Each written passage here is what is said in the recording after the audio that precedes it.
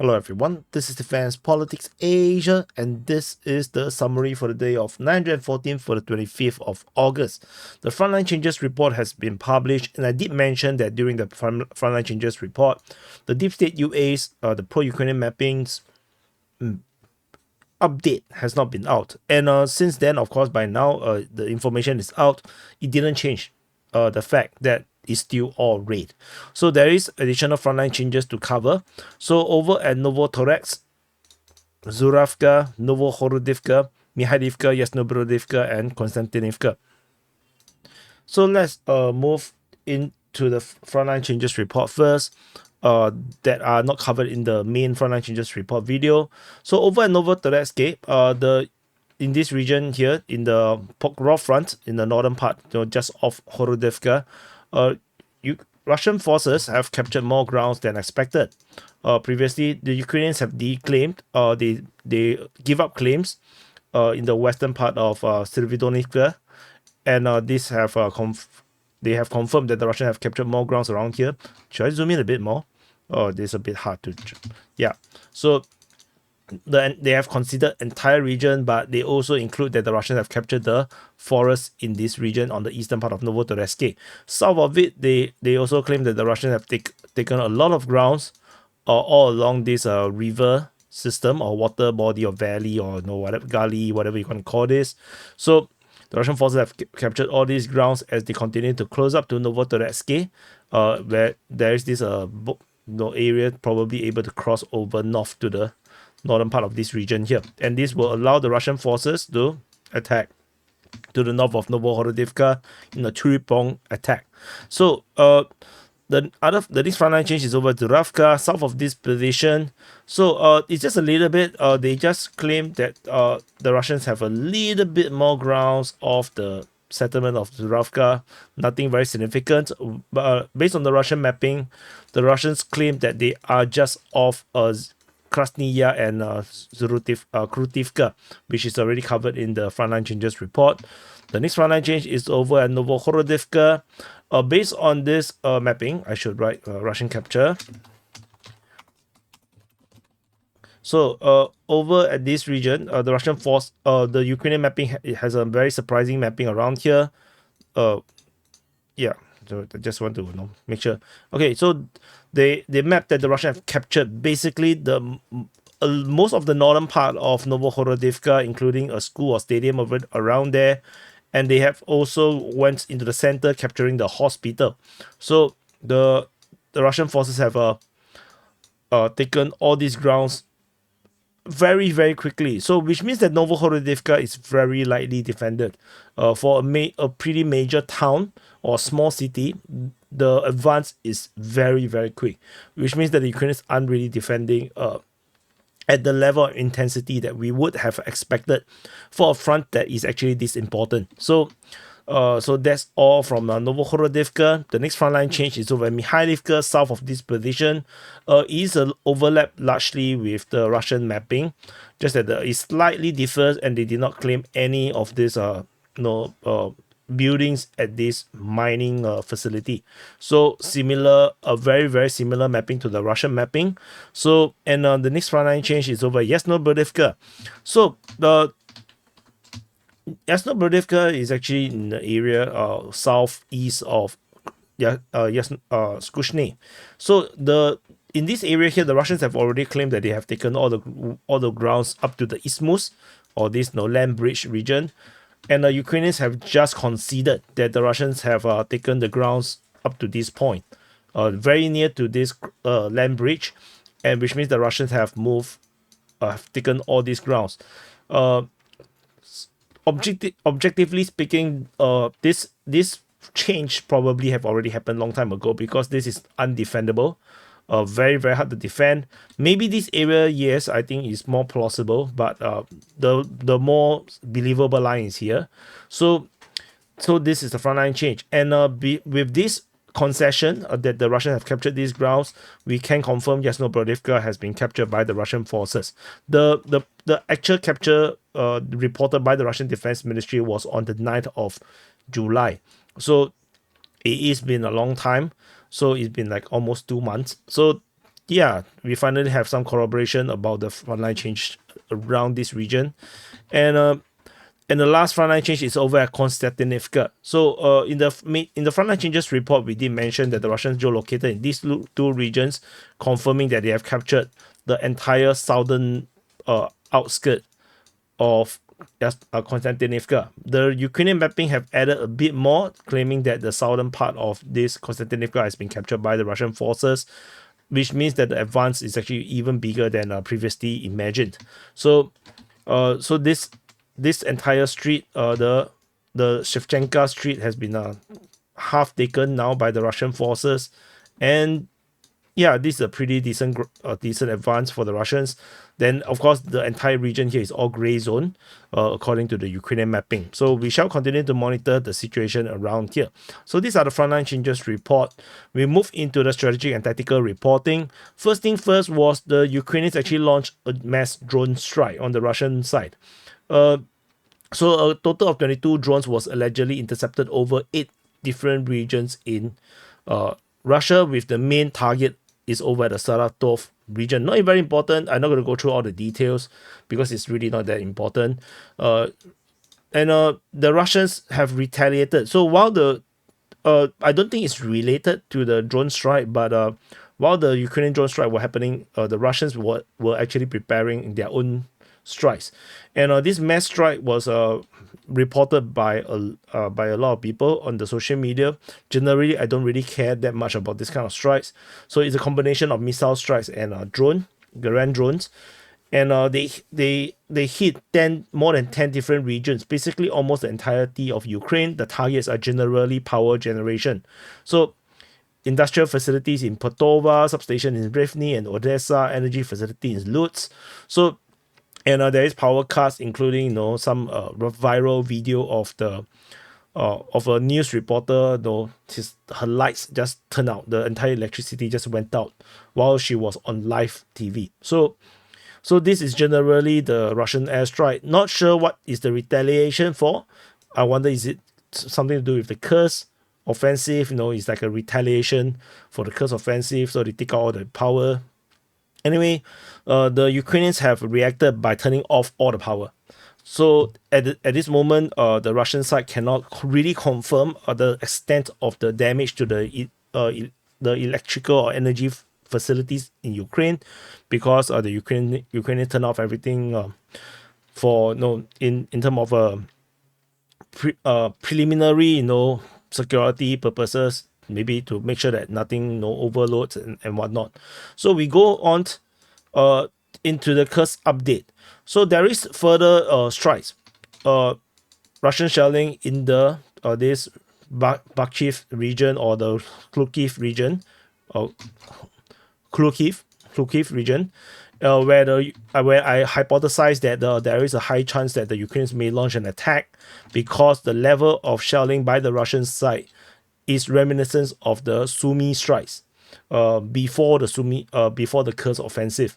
So this feels very similar, especially this is not an active front line. The number of strikes over in this area suggests that there is a lot of Ukrainian forces in that region in order to attract all this attention from the Russian side. And moving into the Sumy region, there is also more strikes, and clearly this cluster here of strikes, this is the Glushkovo offensive forces that is still in standby mode. There's furthermore on Vrozba. Vrozba have been hit many times already, so there must be some serious force over there. Sumy got struck again. Then there's something very far away at Pokrovsk. It's getting struck, and then Obodi. This is probably something relating to the Kolotidovka region. So all these strikes continue to occur. Well, the Russian Defense Ministry simply reports that they are hitting the reserve forces in this region here. So we go into the Kursk front. At the Kursk front, the Ukrainians continue their Kursk offensive, and the Russians continue the counterattack in various regions here. So in general terms, we have the Ukrainian forces continue the attack over on the eastern front, especially over Kalinevo. They are pushing Kremyanoe. Russians are actually trying to counterattack, particularly over at Govka. They are confirmed to be there. The Russians are also pushing in the central region, Ukrainians are still attacking Malaya Lognia. They are trying to push this Neftchaev region. Russians are counter-attacking just south of that position. And over on this Sudja region, Ukrainian forces are still trying to push out of Sudja, while the Russians are trying to hold a line around this region. Whereas the Ukrainian forces did a counter-attack against the Russian counter-attack in the southern flank. So generally, this is the overall strategic situation. As you can see, very, very complicated at this moment. So we have to go into the various flanks in order to know what the hell is happening. And the Russians did attack Gordievka. So over at the western flank, the Russian forces are attacking Gordievka. They are also attacking Ukrainian forces. They are trying to take Krasno-Otyprsky as well as Vishnevka as well as Snagorsk. Ukrainian forces are pushing at Vishnevka, Komarovka, and Krasno-Otyprsky. So this is the current situation. The Ukrainian advance or the attention or the operation remains the same. The Russians are basically trying to stop the Ukrainian offensive around here, and somehow they are also striking Ukrainian forces over at Gordievka, which is the border crossing region. And there is shelling reported at the forward operating position at Lyubimovka, and there is geolocation of Russian strikes of Ukrainian forces south, just east of Lyubimovka. So this is the current situation around the southern side of the western flank. North of this region, over the Karenevo region, Ukrainian forces are still trying to push Karenevo, but the Russians have been geolocated at Ogovka, confirming the Russians' counterattack in this region here. So if these forces continue to succeed and they manage to break the road, they will be able to break the siege of Karenevo. There is a geolocation of Russian strikes on Ukraine along the highway. So this is probably pretty tactically important with the Russians. If they are able to retake Ogovka, they can actually liberate their entire region here from the Ukrainian conquest all around here. So this entire region can be cleared out, and they can then take the fight back against the Ukrainians. So the Ukrainians are also attacking in the this eastern region, eastern flank. Yeah, it is the eastern flank. So the Ukrainians are attacking at the Pograbki, Kremyanoe. Russians are counter-attacking at Novaya Sovrashina, Kruklenkoe, and Ukrainians are attacking Malaya Lognia. So you can see this area here is very complicated. The front line is very, very unclear. So definitely we will continue to monitor and see what is the actual front line looking like, because based on various information, it is very complicated. So if you look at only one side, either the Russian or Ukrainian side, of course it looks very simple, but because we do a amalgamation of everything together, the reality looks very different from the Russian view or the Ukrainian view. So this is the objective neutral view, and it is still pretty much a fog of war, very thick fog of war. The entire northern flank is still abundant at this moment. There is no reports of fighting in the northern flank. There is all this possibility that the Russians have retaken everything in this region. There's a high possibility that this could have happened, as the Ukrainians can no longer support a long distance operation, because this is pretty far away. This is as far as I think 30 kilometers from the border.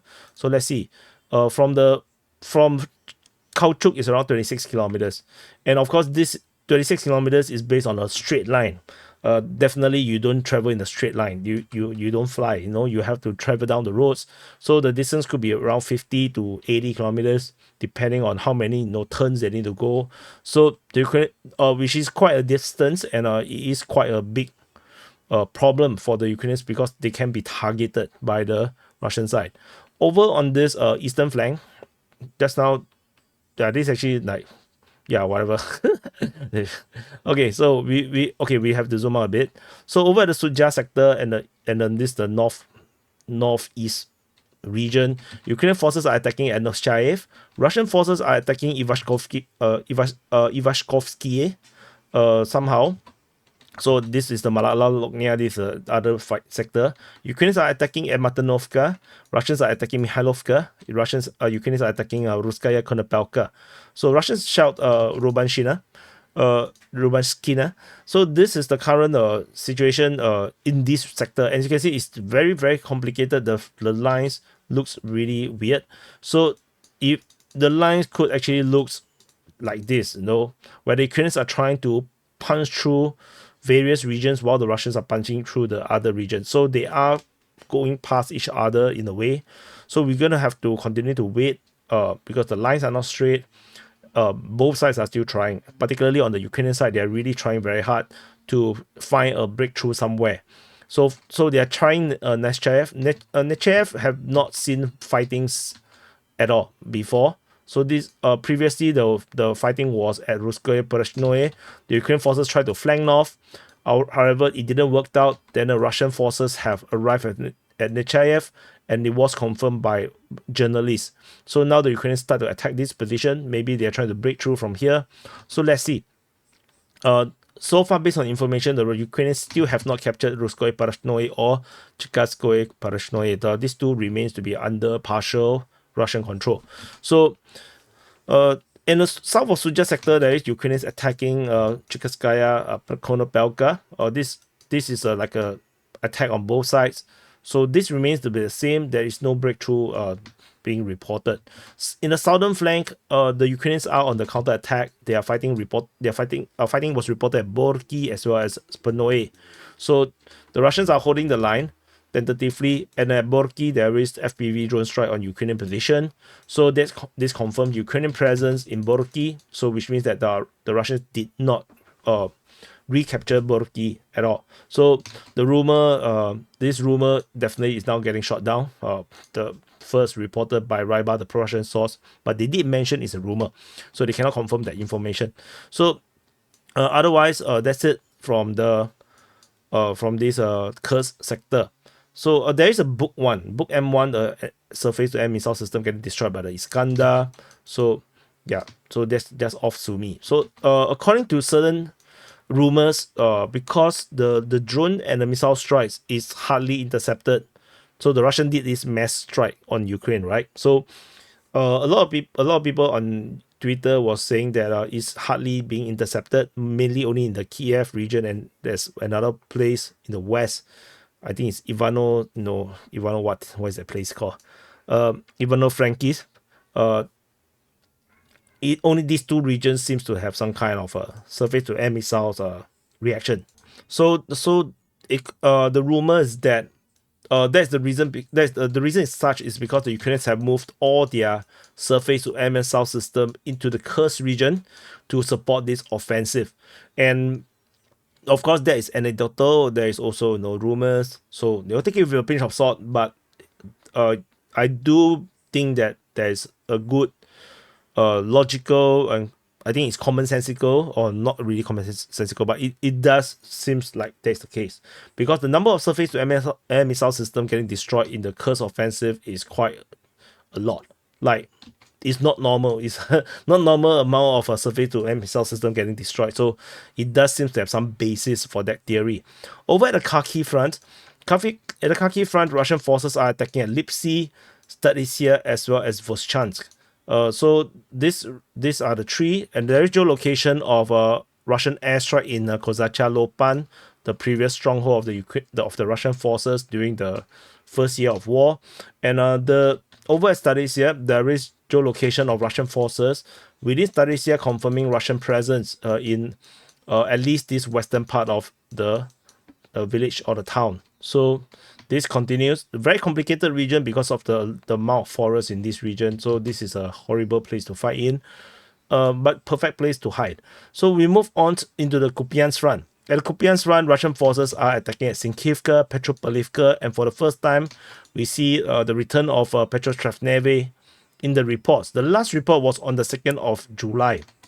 It's been a long time since we've seen this name being mentioned in this sector. So this continues. It's just probably positional. Over at the Pischany sector, Russian forces are attacking Novosinove, Glushkivka, Kolesnivkivka, Berestove, towards Lozova and Stemekivka. Lozova is over here, by the way. So this continues to be some kind of a pretty major offensive action in totality. And I believe the target remains to be the crossing over at Krylakivka and Senkove. The Ukrainians clearly cannot lose these regions here, so I believe the Ukrainians are putting up a strong defense as much as they can, but how hard the Russians are pushing, it remains to be a question mark. We do not know how hard are they pushing. So that's it from this region. We move further south.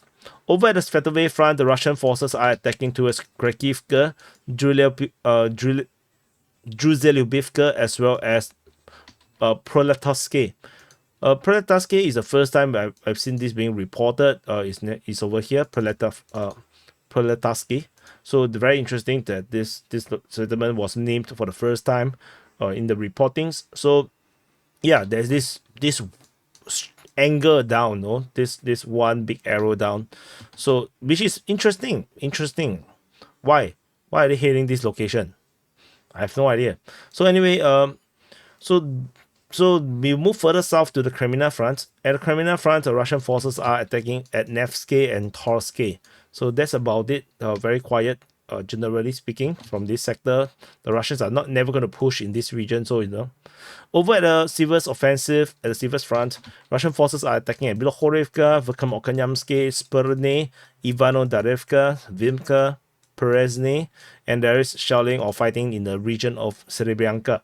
So this entire front continues to be very, very hot, and it's still very, very unusual that we have no frontline changes report coming out from this region, despite the intensity of the fighting in this area here.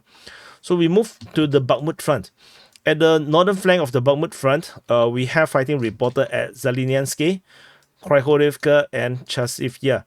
So the fact that Zelensky continued to be reported as to have fighting, really piqued my curiosity. I'm very curious about this region here. And in the southern flank, we have fighting reported over in Kodyomivka. However, geolocation of frontline change is over at Andriivka. So this is the first frontline change of Andriivka in a long time. So we shall see how this goes as the Russians continue to push in this region, and we might see the closure of the Klishchiivka region and a declaration of Klishchiivka officially captured by the Russian forces by DPA.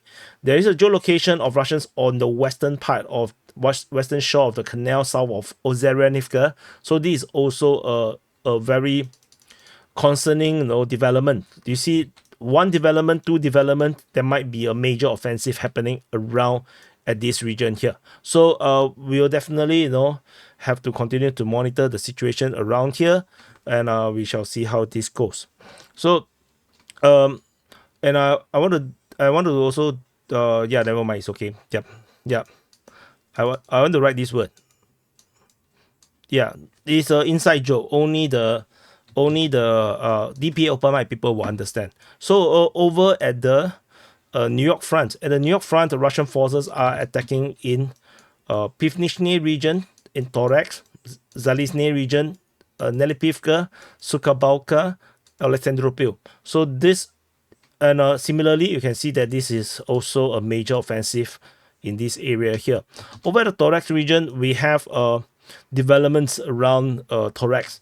Russian forces geolocated, moving south from the high-rise building region, which is very concerning as they continue to push into the Dacha region. And I believe, I'm not sure if this is a jail. This looks like a prison. Yeah, this looks like a prison.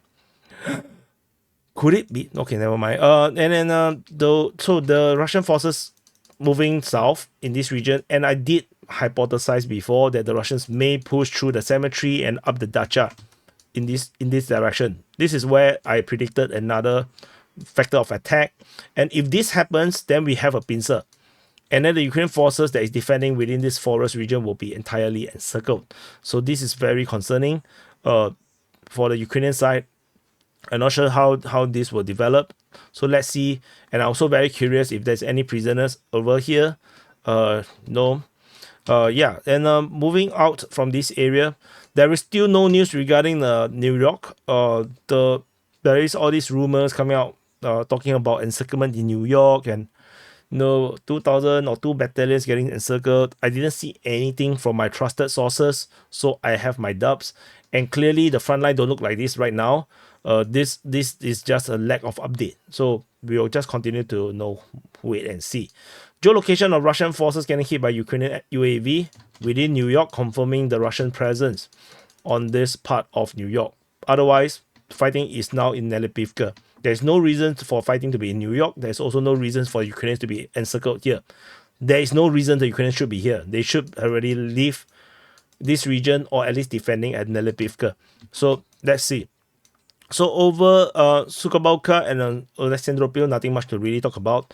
We move into the Pokrovsk front. At the Pokrovsk front, we have the Russian forces attacking Vozdvizenka, Novotoresk, Zuravka region, Novohorodivka, Marinivka, Mikhailivka, Kalinove, and Membrik. And also, we, as mentioned just now, Yasnobrodivka has been confirmed to be captured by the Russian forces. So we go into detail. There's a lot of frontline changes within this region. Over at the Novotoresk region, as mentioned in the frontline changes report, Russian forces have expanded their control. Over in this area here, they could easily capture Novotoresk. We have already previous reports about fighting at Mario-Lyubivka, so Russian push into Mario-Lyubivka is not even a surprising thing at all. And from this area, the Russians can attack from the north into Horodivka, which will create yet another vector of attack, encircling the Ukrainian forces from 3 sides. So, which means that the Ukrainian forces will be forced to have withdraw, or they will be potentially enveloped by the Ukrainian firepower. So that's one thing about Horodivka. We do not have any updates. Might suggest that the Russians are now making this maneuver in order to create this frontline situation. Yeah, so that they can do this multi-prone attack on Horodivka. And the fact that they also did not push harder might suggest also that there is a major Ukrainian forces defending this area. So the Ukrainians are taking this situation seriously. Ultimately, it is the first boss. So over at the Zuravka Yaya region, Krasny Yar and Kruty Yar, Russian forces are reportedly on the edge. There is rumors that the Russians have already taken Krasny Yar and Kruty Yar, but this is not confirmed. The battle continues within this area here, so let's wait and see. This is a Russian claim, this mapping, so take it with a pinch of salt. Over in the other first boss, the Russian forces, according to the Ukrainian mapping, really taken a lot of grounds. Like, this is very, very fast. So the Russian forces have taken basically half of Novohorodivka, and you can see based on these lighter polygons, this is the previous day's frontline changes report. So we went from they just was inside to they take a strong foothold to half of the town has been taken by the Russians. Is a sign that the Ukrainians aren't really having enough forces to really defend the town. The town is very lightly defended, and the Russians are having an easy time capturing all these grounds. Imagine all the bonus. So because the Russians are being paid in bonuses in the distance they captured, settlements that they captured. Oh my God, the soldiers here are getting so much money. So of course, that's if they don't die, because the risk of dying is pretty big. So of course, the settlements stretch out all the way to the north with these two, yeah, this is a nose, yeah, this phase is over here, and I think this phase might be actually the head of Novohorodivka. That's a possibility. So which means that if this is included, then of course the Russians did not really capture the half of Novohorodivka, but 1/3 maybe. So but ultimately this phase is very disturbing, and we will continue to monitor this situation. But yeah, this probably is part of Novohorodivka. Yeah, a lot of nippers all over the place. So anyway, moving to the south, in this region here, this is a little bit more complicated. Russian forces allegedly captured a strong fortification west of Mykolaiivka, and they have also have a strong foothold just off this mining region. So the Russians could they first have to capture this mining region, capture the high ground, and with this high ground they would have a better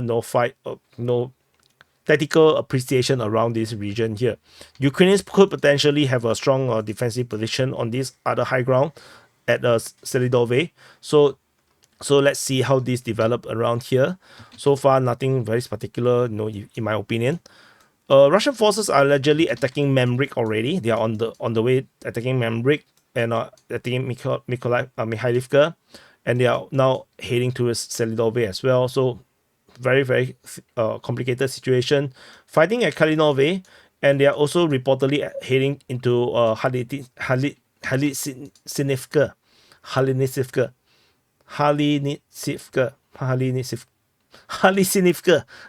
And then Halisinivka. And Russian forces are also attacking Kalivka.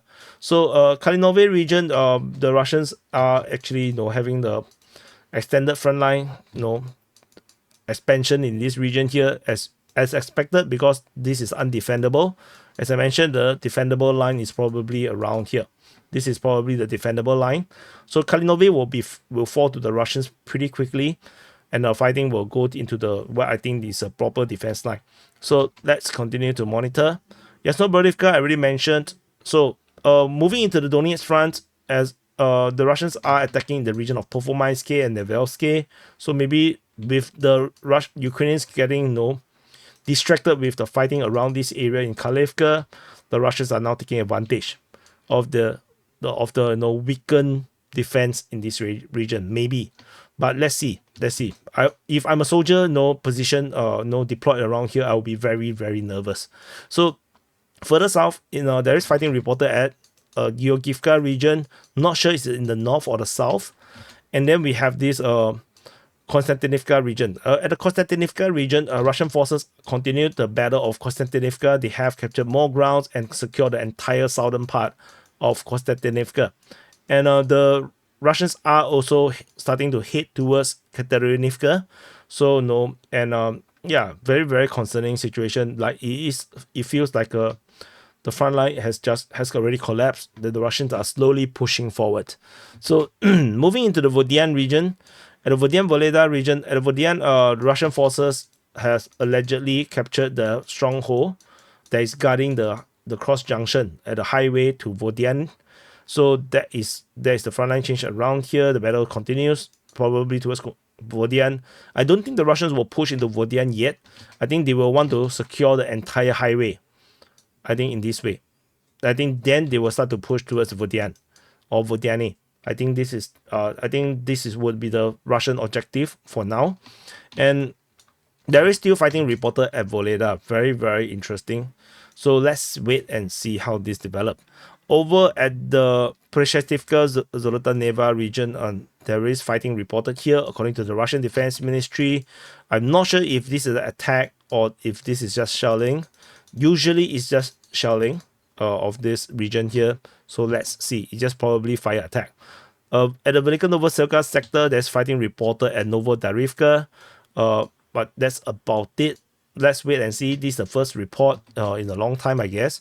The last report was in June, 18th of June, which is why you see it feels like a long time since I saw this attack. We move into the Zaporizhia front.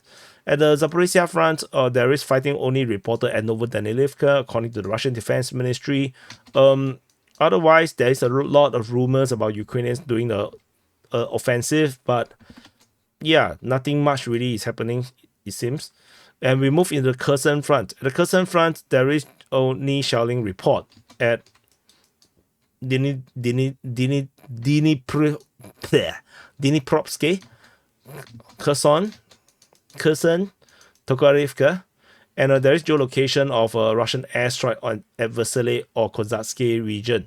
So yeah, so these are the various spots. There is no ground offensive per se, and that's it from the Kherson front. And that's it. So this is the summary for the day of 914 for the 25th of August. So do press the like button, subscribe, and for those that are not subscribed, if you watch to this point, I'm quite sure that it would be fair that you should be a subscriber. So thank you for watching. I'll see you guys in the next update.